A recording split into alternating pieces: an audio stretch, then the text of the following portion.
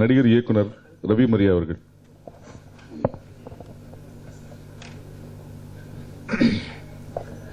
இந்த மாலை பொழுதில் இங்கு வந்திருக்கும் பத்திரிகை சகோதர சகோதரிகள், இணையதள புகைப்பட நண்பர்கள் அனைவரையும் வருக வருக என வரவேற்பதில் பெரும் மகிழ்ச்சி அடைகின்றேன். பொதுவாக ஒரு படம் ரிலீஸுக்கு முன்னாடி வந்து இந்த படம் இப்படி வந்திருக்கு, அப்படி வந்திருக்கு, இந்த படம் டெஃபினட்டாக ஹிட் ஆகும், இப்படிலாம் சொல்றது வழக்கம். ஆனால் இந்த சந்திப்பு எனக்கு ரொம்ப புதுசாக இருக்கு. ஏன்னா வந்து ஒரு படம் வெற்றி அடைஞ்சதுக்கு அப்புறம் என்ன சொல்றது இந்த படத்தை பற்றி, நம்ம இது நல்லா இருக்குன்னு சொல்ற, அந்த சீன் நல்லா இருந்துச்சு, இந்த சீன் நல்லா இருந்துச்சு அப்படின்னு சொல்றதா? ஏன்னா இதெல்லாம் முன்னாடி சொல்லணும். வெற்றி அடைஞ்சதுக்கு அப்புறம் என்ன சொல்லணும் அப்படின்னா, ஒரே ஒரு வார்த்தை, உங்கள் அனைவருக்கும், மீடியா நண்பர்களுக்கும் பத்திரிகை நண்பர்களுக்கும் என்னுடைய மனமார்ந்த நன்றியை தெரிவித்துக் கொள்கின்றேன். ஏன்னா ஒரு காமெடி படத்தை வந்து எப்படி வேணாலும் எழுதலாம், ஆனா இது காமெடி படம் தான், காமெடியை மட்டும் நம்பிப்பாங்க, அதுக்கு உத்தரவாதம் சொல்லிட்டு கிட்டத்தட்ட எல்லாருமே விமர்சனம் பண்ணியிருந்தீங்க. அது வந்து உங்களுக்கு ஒரு பெரிய மனசு. சிறு சிறு குறைகள் இருந்தாலும் இந்த படம் வந்து உங்களுக்கு ரொம்ப சந்தோஷப்படுன்னு எல்லாருடைய விமர்சனங்களையும் குறிப்பிட்டிருந்தீங்க. அந்த ஒரு பெரிய மனசு தான், நீங்க எழுதின எழுத்து தான் வந்து இன்னைக்கு தமிழ்நாடு ஃபுல்லா வந்து எல்லா ஸ்கிரீனிங்லயும் வந்து கிட்டத்தட்ட வந்து ஃபுல்லாவே போயிட்டு இருக்கு. ஒரு பக்கம் வந்து ரொம்ப சந்தோஷம். ஏன்னா இன்னொரு பக்கம் எனக்கு ஒரு சின்ன ஒரு பயம் இருந்துட்டே இந்த ரிலீஸ்க்கு முன்னாடி.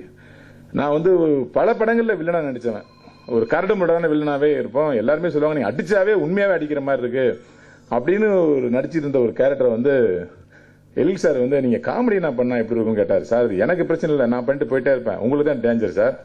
ஏன்னா அது காமெடி மட்டும் கரெக்டா பண்ணலன்னா மாட்டிக்கும், ஐயோ அப்படி போயிடுச்சேன்னு ஒரு கவலை வந்துடும் அப்படின்னு. இல்ல ரவி, ஒரு 2 months உங்களோட டிராவல் பண்ணிருக்கேன் ஒரு ஃபங்க்ஷன்ல, எங்க டேரக்டர் ஃபங்க்ஷன்ல, நீங்க பேசுறது எனக்கு சிரிப்பு வருங்க, ஆடியன்ஸ் சிரிப்பு வரும் அப்படின்னு சொன்னாரு.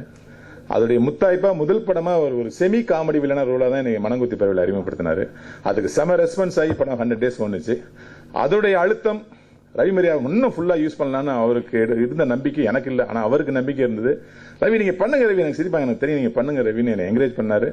இந்த நேரத்தில் உங்களுடைய எல்லா சார்பிலையும் நான் நன்றியை தெரிவிச்சுக்கணும். அதை விட முக்கியமான விஷயம் வந்து எழில் நம்ம விமல் சார் ஒரு ஹீரோவே ஸ்பாட்ல இருக்க மாட்டார் எங்கள்கிட்ட. ஒரு ரொம்ப நண்பனா நாங்க நடிச்சிட்டு இருக்க சீரை கூட அப்படியே ரசிச்சு பார்த்துட்டு இருப்பாரு. இந்த சீனை நம்ம இல்லையே, இவங்க ஸ்கோர் பண்றாங்களே அப்படிங்கிற ஒரு சின்ன விஷயம் கூட இருக்காது. ஈகோ இல்லாத தன்மை, இந்த படம் ஜெயிக்கணும் அப்படிங்கிற ஒரு உத்வேகம் மட்டும்தான் இந்த படத்தை இவ்வளவு தூரம் நகர்த்தி போயிருக்கு. ஒரு ஈகோ இல்லாத ஹீரோட ஒர்க் பண்ணுங்கிற சந்தோஷம் எனக்கு இருக்கு.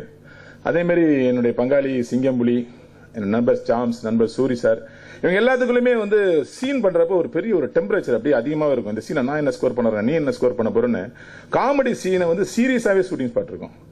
அவ்வளவு சீரியஸா அந்த ஷூட்டிங் ஸ்பாட் இருந்து என்னுடைய பங்கு என்ன, உன்னுடைய பங்கு என்னன்னு ஆளுக்கு போட்டி போட்டு இது இப்படி வரணும் அப்படி வரணும்னு ஒவ்வொருத்தருடைய துடிப்பு, அதை வந்து எழில் சார் வந்து தட்டி கொடுத்த விதம், அவர் எங்களுக்கு கொடுத்த சுதந்திரம், அதுதான் வந்து. ஏன்னா அவர் வந்து இப்ப மட்டும் காமெடி படம் பண்றாரு அப்படின்னு சொல்லிட்டு இருக்காங்க. அவருடைய வெற்றி பெற்ற எல்லா படங்களையும் காமெடி ரொம்ப பிரதானமா இருக்கும்.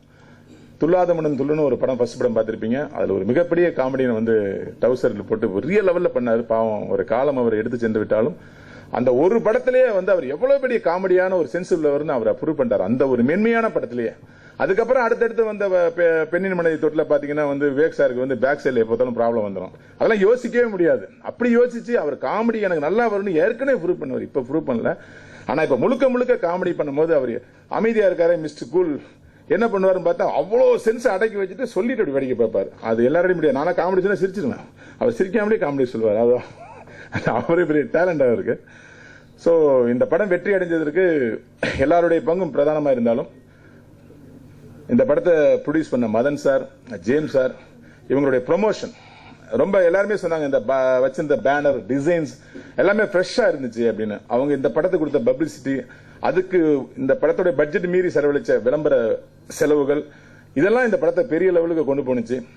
குறிப்பா எல்லா பத்திரிகைகளுமே வந்து பிந்துமாதி மேடத்தை ரொம்ப நல்லா எழுதியிருந்தீங்க. அவங்களுடைய பெர்ஃபார்மன்ஸ் வந்து ரொம்ப நல்லா இருக்குன்னு.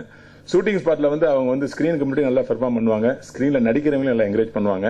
இந்த ஒரு கூட்டு முயற்சி கிடைத்த வெற்றியை வந்து உங்க எல்லாருக்கும் முன்னாடியும் நான் சமர்ப்பிக்கிறேன். நன்றி, வணக்கம்.